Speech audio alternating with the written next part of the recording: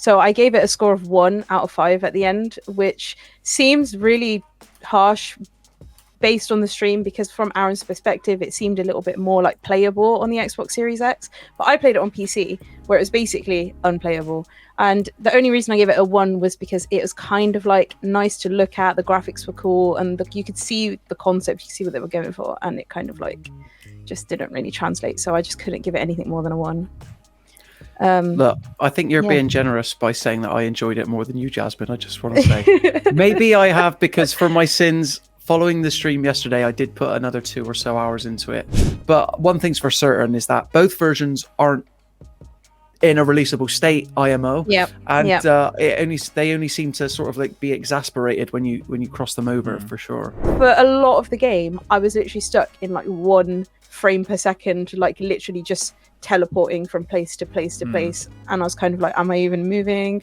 Where's Aaron gone? I can't find him anymore. Can't see his characters, disappeared off the screen. Like it was just... I might be melting into the floor for all you know. Literally Aaron's like, oh Jasmine, are you crouching? And I'm just like not crouching, melting into the floor. Like what on earth is that about? It was really not fun. Could you not see your gun at one point as well? Is that right? Yeah, my gun was like... It wasn't there. Aaron was like, oh yeah, look, your gun looks so cool. It's glowing. And I was just like, what gun? Literally, what gun? I don't even have a gun in my hands right now. Like, it was just so glitchy and so buggy. And I have an issue with the game itself as well. This is what I tried to speak about on stream too yesterday, is that even without the bugs, even without all of these issues, I just feel like I was really confused what we were meant to be doing for a lot of the game. Like missions were getting ticked off even when we hadn't completed them yet, so we were like unsure of where we're meant to be going or what we're meant to be doing. And like the pathway, there's like one very specific pathway to get to one very specific plane crash. Oh my god, that was so frustrating. To go over some mist, and it's like, unless you were really, really, really looking hard, it was really hard to see that log, because we went on top of a bridge to scout it out so we get the high ground, like Aaron was saying, and we couldn't even see the log from there. Aaron was like, you know what, forget this, I'm going to just run through the poisonous mist at one point. So I feel like when you feel like that when you're playing a game, that's just like a bad sign, isn't it? When you're just like, you know what, I'm going to just suicide it and go and run through the mist. That's that red mist mechanic. I'm glad you brought it up, Jasmine, because I don't know what function it's meant to serve. Like, obviously, it's meant to be like a dangerous zone where enemies can sometimes throw like red mist in an area to sort of dissuade you from like going there. But the entire town of Redfall just seems to be like at random points or like key areas that the game knows you have to go through and want to get through. It just seems to make it as awkward as possible in order to delay you.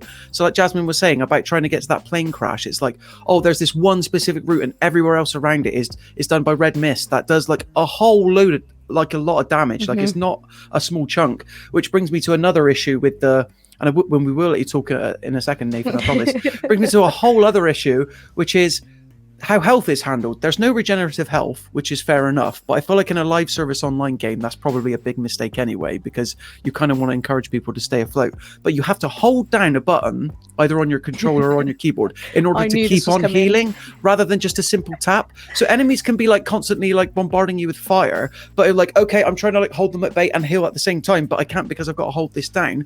And health packs, I don't know if this gets better with skill points, but like one health pack does not equal like 50% health or 25% health. Like it's like a smidge that you get back off it, and you're capped at 5 health packs like, at the beginning. So I would literally burn through these health packs. Can I just point out, this is 70 quid, this game. Yeah, that's what I said yesterday. I was kind of like, even though Jasmine I got it for free on Game Pass. By the way. No, yeah, I thought Aaron bought it, and I was like really disappointed for him. But even though it was free on Game Pass, I would say, as soon as we finished streaming yesterday, I uninstalled it. Immediately. Wow. I didn't even want to give it another chance. Aaron was like, yeah, I played it for a couple more hours after we finished yesterday. I was like, nope, done. Gone. I am not even going to give it another go until they release about 100 different hotfixes to repair all of these issues, because it's in an unplayable state. And people who didn't get it on Game Pass, I feel really bad for you. Like, I'm really sorry, but I feel really disappointed on your behalf right now. Well, I feel like everyone's like been talking about this game's problems for like the, you know, the lucky thing is like, obviously we first heard about the always online connection despite being single player, or you can play it single player, and then the 30 FPS lock. So hopefully if you were excited for this game, I'd like to think that you had about 2 weeks there where you could have potentially like cancelled your pre-order, but obviously, do you know what the thing is that next week we're going to get an announcement from Microsoft or Arcane saying, thank you to the 3 million players who checked out Redfall and stuff. And like, they're not going to say like what they think of Redfall, obviously, because they're going to try and spin this. Any point where the characters are expected to actually interact with the world. There's no open the door animation. It's fade to black and then you're into it. Yeah. Because you would have seen with that safe house then, it was literally like 2 or 3 seconds. Like it wasn't even worth the fade down, fade up. So it's not loading that additional area. It's just very sloppy. And it's surprising considering that Arcane's last game before this, which was Deathloop, admittedly it's Arcane's other team. So Redfall is Arcane Austin, Deathloop is Arcane Leon. Deathloop, not my favorite game in the world, I'll be honest, because I find it to get a bit repetitive as well. But there was so many like cool like characters would do things in engine where you'd meet the other character. I can't remember what her name is that you're fighting the whole time. And this, it's kind of, it just feels lifeless and bland and rushed out, and yeah, it's really bad. Thank God it didn't come to PlayStation 5.